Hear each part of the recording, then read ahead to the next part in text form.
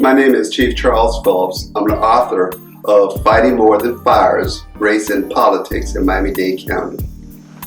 Well, the reason I wrote the book was ever since my fire college days, I've kept notes and journals and various documentations and articles about what was occurring in the fire department. And at some point, after I became deputy director, I felt that a book needed to be written based upon, the African American experience of the fire service.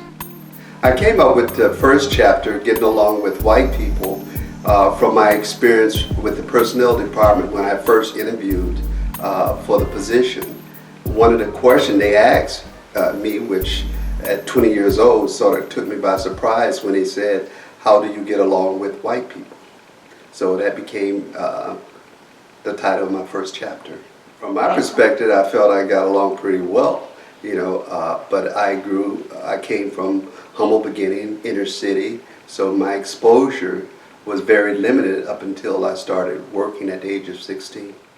Well, I think it's historic in nature because it shows the progression of African Americans in the fire service, and it shows how a person from humble beginning rose within a segregated organization, become the first African American fire chief with that department.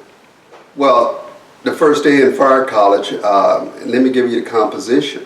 The composition was 48 members. Out of those 48 recruits, 40 were African American, 5 Hispanic, and 3 white males. And only 12 African Americans was able to make it to permanent status. So based upon that experience, they got rid of us, a lot of us, based upon bad attitude, the way we talked, the way we walked. And we were subjected to name calling, just intimidation overall, trying to force us out. And like I said, on the first day, they told us they didn't want us there, but they were being forced to by the court system. So that started, that environment from the very first day. It's in my nature not to give up.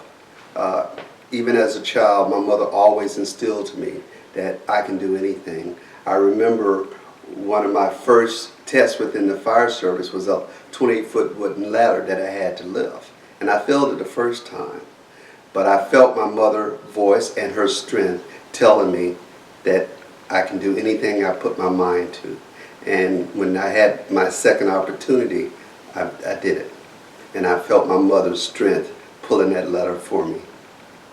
I hope the reader get inspiration from this book. I want them to feel that there's nothing they can do if they remain focused and persevere. The whole thing throughout the book is perseverance. And that's what I want the readers to get out. I think it's an American story. I think it shows a person from humble beginning. If they put their mind to it, stay focused, try hard, they can accomplish anything in America. It's there for you, in spite of all the obstacles that will come before them. Given the choice, I don't think I would have done anything differently, because I think all the mistakes and all the struggles that I had to go through made me the person I am today. The day I was promoted as the first African American fire chief of Miami-Dade County, I could not help but, think back on the 60s, the civil rights struggle, and the marchers, the amount of abuse and the struggle that they did in order for me to be standing up there, standing that day to become that chief. We're truly a people, standing on the shoulders of others. I felt betrayed. I felt betrayed. I was a person that always believed that there's good in everyone. Well, I found out that's not the case. But I loved that job. It wasn't so much that I was forced out. It was my reputation was damaged. People that didn't know me will now assume that I'm this person that they made up. Even after I was cleared of all allegations, it didn't matter. That stigma, that damage was done to my reputation. And the people that didn't know me, those are the ones, that I feel bad that they will never know me as the individual. I was able to, after 2 years of I would call it self-imposed depression, I was able to overcome through my family and friends and the strength that my mother instilled in me. My mother kept telling me over and over again till I started actually believing in myself that God wasn't finished with me yet and that He had other plans for me. And I just had to be open to welcome those new plans. And so when I finally started believing it, I started coming out of my depression and moving on with my life. And I think I had a good life afterwards. And I enjoy the person who I am.